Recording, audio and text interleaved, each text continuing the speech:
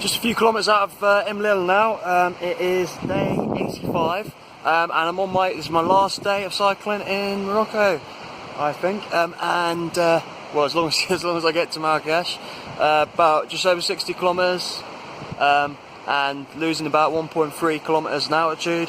So should be a lot of downhill. Not all downhill. There'll still be some work to do. But yeah, really happy. Coming out of, I had to tighten my disc brakes coming out of Imlil, because I think just the rain the last few days has completely worn them down. So there's no way I was going down to stay without my brakes working. I've just found someone eventually who had an Allen key, so I could tighten them. I'll have to sort them out properly before when I put the bike back together again, I guess, in England. What else? Oh yeah, quite funny in Imlil, everyone seemed to want to buy my bike or trade something with me. See you later, too, girl.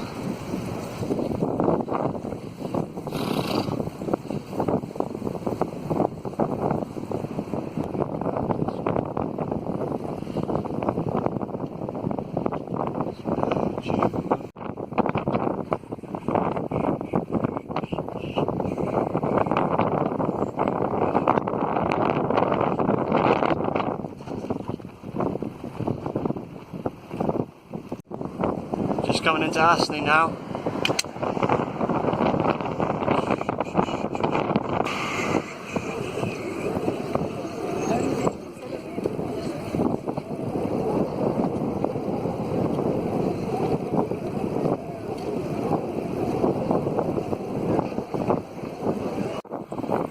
Just a few kilometres from Marrakesh now, and this is the first bike path that I've been on in Morocco. It's been for about the last 30 kilometres. Have had a headwind all day, but it's been downhill, so pretty easy. Just got to Marrakesh. I'm in my hostel now. I had a bit of trouble finding the hostel, which I had a space for my bike, but found one in the end, right next to the main square as well. Been out for a walk there, got some food, just 5 dirhams for some soup, so that's like what, 40 pence or something. That was good, and something else, and orange juice just 4 dirhams, so what's that, like 30 pence, so really cheap. And it's freshly squeezed. So yeah, I've got 3 days here, so looking forward to just chilling out and wandering around the city. So it's day 89 now. Just had my 3 days in Marrakesh, and it was good fun. Probably could have done with a bit less, probably just one day would have been fine. But yeah, it was nice walking around, nice meeting other tourists in the hostel. Had a hammam as well, which was nice. A lot of dirt came off, as you can imagine. Yeah, it was generally good. Had a walk around the main square, found some cheap places to eat as well. Lots of people have got like snakes and monkeys in the main square, which are animals that I generally don't want to meet on a bike tour, but a bit different. I think I've seen 1 snake in Spain and 1 monkey in Marrakesh in the world, but they're both animals I don't really like seeing. Yeah, I'm just waiting for my flight to Manchester now. Got my bike all packed up, and that's all ready to go. One thing is, I've got these shoes now because I lost my shoes in the hostel. I don't know how it's happened, but yeah, I'll just have to. One of these is broken, so I want to fix it with some string or something. So yeah, I've got sandals now for the rest of my ride home in England. Hey, I've got the bike all put back together, and it goes. So happy with that. Just 20 kilometres to my hostel. Certainly feels like autumn here in Manchester. Lots of brown leaves on the floor, so a lovely season to come back. So I'm at my hostel in Manchester now, and just looking at my schedule, I've only got 2 more days left on this week's video, so I'll probably just add a few extra days on, because it'll only be kind of 3 or 4 days now until I'm home. And I'm just heading into the city, get some food for tomorrow, get some food for now, and maybe see something as well. So on day 90 now in the hilly and windy Peak District. This is just a beautiful well into the Peak District now. Really beautiful scenery, really brown because of the season being autumn. And yeah, lovely. It'd be nice to camp around here, but I want to do a bit more distance first, so hopefully once I've hit enough distance, I'll find a nice spot.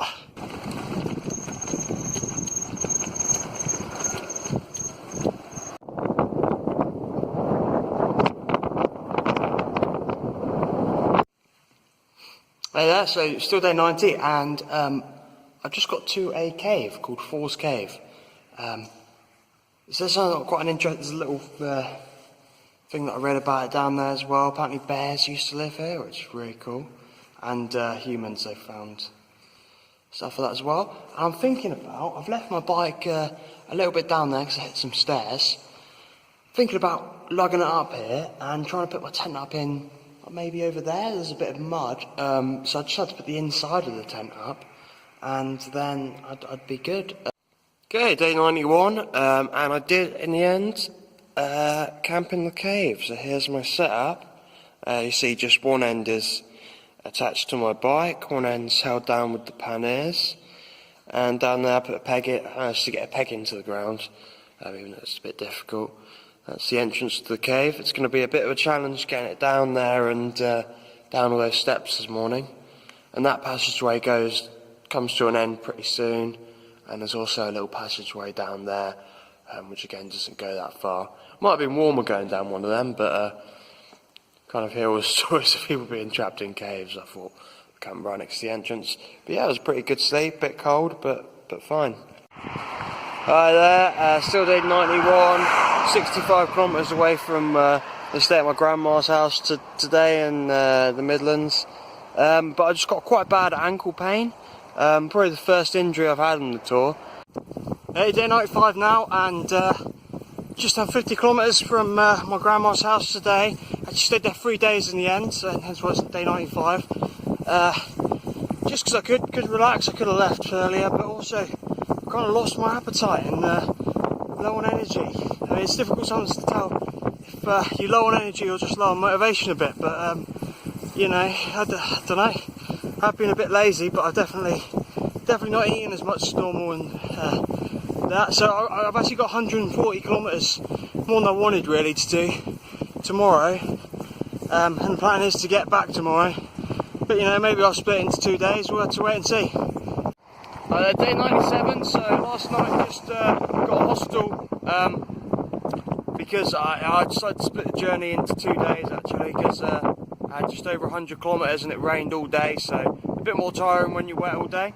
And the hostel in Oxford was only 13 quid, and actually I won a pool tournament there, so I won 20 quid, so it was actually profitable staying there, which was nice. And all my bags seem to have leaked, so it should be my last day today, so it's good timing at least. But yeah, a bit more concerned about that. But yeah, it's my last day, it doesn't really matter too much. So I've got about 50 kilometres till I get home now. About kind of 30-40 till Reading, so then I'll just be in familiar territory again. So looking forward to that. Bit of a tricky path for this one, lots of mud, roots, all that, lots of forest riding today in general actually. Just 10-15 kilometres away from Reading now, and then yeah, just 10-15 kilometres from there back home. Just a few hundred metres away from home now, so yeah, I've done it. Woo! I think that's all I've got to say really about it. Pretty happy to be pretty relieved that the bike's made it this last couple of days in England.